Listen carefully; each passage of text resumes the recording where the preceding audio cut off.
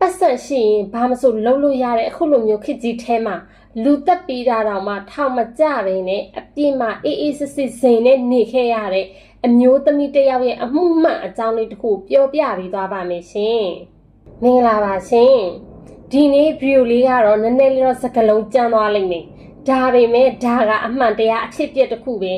တရားဥပဒေထက်မှာပတ်စံကပို့ပြီးတော့အစွမ်းထက်သလားဆိုတဲ့မေးခွန်းကိုဒီနေ့ဒီဗီဒီယိုလေးထဲမှာအဖြစ်ပေးသွားလိမ့်မယ်ကိုရီးယားနိုင်ငံရဲ့ဥပဒေကျောင်းသူလေးတစ်ယောက်သူမရဲ့အနာဂတ်တွေဘယ်လိုမျိုးတွေအဖြစ်စီခံရလဲပြီးတော့လူသက်သမားကထောင်ထဲမှာပဲမနေဘဲနဲ့ VIP ရဲ့အခန်းထဲမှာဘယ်လိုမျိုးစိန်ခံနေလဲဆိုတာအစအဆုံးလေးကိုမျှဝေသွားပေးပါမယ်ရှင်ဒီဖြစ်စဉ်က2000ပြည့်နှစ်ကစတင်ခဲ့တာဂျီဟေးဆိုတဲ့အမျိုးသမီးတစ်ယောက်ရှိတယ်ဒီအမျိုးသမီးကဥပဒေကျောင်းသူလေးတစ်ယောက်စာကြည့်တိုင်းမှာပဲအရှင်ကုန်ပြီးတော့စူးစမ်းပန်းစားနဲ့စာသင်နေတဲ့အေးအေးစစ်စစ်နေတတ်တဲ့သူတစ်ယောက်ပဲဒါပေမဲ့တနေ့မှာတော့ဒီအမျိုးသမီးရဲ့နောက်ကိုတယောက်ယောက်ကခြေရခံပြီးလိုက်တယ်လို့မျိုးခံစားလာရတယ်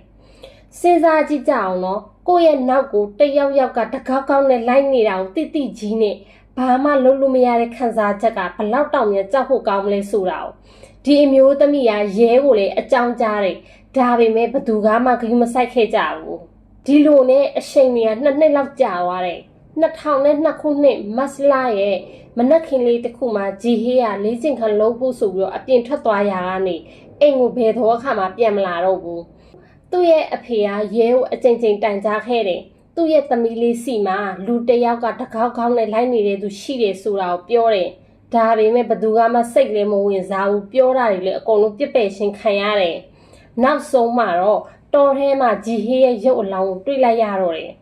ဒီမျိုးသမီးကအရန်ကိုမှရက်ရက်ဆက်ဆက်နဲ့တက်ဖြတ်ရှင်ခံထားရတာဒီနေရာမှာဂျီဟေးဆိုတဲ့အမျိုးသမီးအသက်ခံရတဲ့အံ့ဩစရာအကြောင်းလေးတစ်ခုပြောပြပေးမယ်သူ့ကိုဘသူကတက်ခိုင်းတာလဲဆိုတော့အတော်ကြီးတစ်ယောက်ကတက်ခိုင်းတာအဲ့ဒီအတော်ကြီးကသူ့ရဲ့သမီးကိုဂုံတီရှိတဲ့တရားသူကြီးတစ်ယောက်နဲ့လက်ထပ်ပေးထားတာဒါပေမဲ့အဲ့ဒီတရားသူကြီးကဂျီဟေးနဲ့ခဏခဏဖုန်ပြောနေတာကိုသူကတွေ့ပြီးတော့သူတို့နှစ်ယောက်ကဖောက်ပြန်နေတယ်လို့အတော်ကြီးကထင်သွားခဲ့တာတကယ်တော့သူတို့တွေကဝမ်းဝဲမောင်နှမတွေတော်တယ်ဒါကိုအတော်ကြီးကမသိဘဲနဲ့အထင်မှားပြီးတော့သူ့ရဲ့ဆွေမျိုးတွေကိုဝန်တန်း300မြန်မာငွေနဲ့ဆိုတိမ်မောင်းများစွာပေးပြီးတော့ဂျီဟေးကိုပြန်ပြီးဆွဲပြီးတက်ခိုင်းလိုက်တာနားလည်မှုလွယ်တာလေးတစ်ခုတည်းအတွက်နဲ့အသက်တဆောင်ကိုပတ်စံနဲ့ဝယ်ပြီးတော့တက်လိုက်တော့တာပါပဲဂျီဟေးတည်သွားတဲ့အမှုကိုသူ့ရဲ့အဖေကိုယ်တိုင်ပဲစုံစမ်းပြီးတော့တရက်ခန့်ကိုရှာဖွေတဲ့အခါမှာအတော်ကြီးကိုထောက်နဲ့တသက်တကြုံရှာမှတ်နိုင်ခဲ့တယ်အားလုံးကတော့ဒီနေရာမှာပဲဇက်သိမ်းသွားပြီလို့ထင်ကြတယ်ဒါပေမဲ့10နှစ်အကြာမှာဓပုံက online ပေါ်မှာပြန့်နှံ့လာတယ်အဲ့ဒီဓပုံကတော့ထောင်ထဲမှာရှိနေတဲ့အတော်ကြီးကထောင်ထဲမှာမရှိဘဲနဲ့ပတ်စံကိုတုံးပြီးဆရာဝန်စီရနေပြီးတော့ကင်ဆာယောဂအပါအဝင်ယောဂမျိုးစုံရှိပါတယ်ဆိုတဲ့လက်မှတ်တွေအတူတွေသူကဝယ်ခဲ့တယ်ပြီးတော့စေယုံရဲ့ VIP အခန်းထဲမှာစိန်နဲ့နေနေတာအပြင်ထွက်ပြီးတော့ shopping တွေထွက်နေတာကိုဓာတ်ပုံတွေရိုက်မိထားတာတရားဥပဒေကိုပတ်စံနဲ့ကစားသွားတာကိုညင်တာလုံးတယ်လို့မထင်ကြဘူးလားရှင်အခုဆိုရင်ဒီသတင်းကကိုရီးယားတနိုင်ငံလုံးဟိုးဟိုးကြော်သွားပြီးတော့လူထုတွေရဲ့ဖိအားကြောင့်အဲ့ဒီအတော်ကြီးကိုထောင်ထဲကိုပြန်ပို့နိုင်ခဲ့တယ်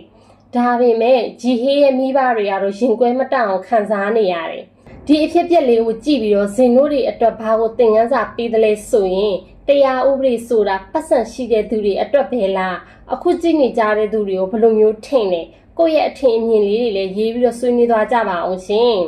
နောက်ထပ်ခုလိုမျိုးစိတ်ဝင်စားစရာကောင်းတဲ့ဖြစ်ရမှန်လေးတွေသိရှင်တော့ဇင်ရဲ့ page ကို like follow လုပ်ထားဖို့မမေ့ပါနဲ့ဦးရှင်နောက်ထပ်အကြောင်းအရာလေးနဲ့ထပ်ပြီးတော့တွေ့ကြပါမယ်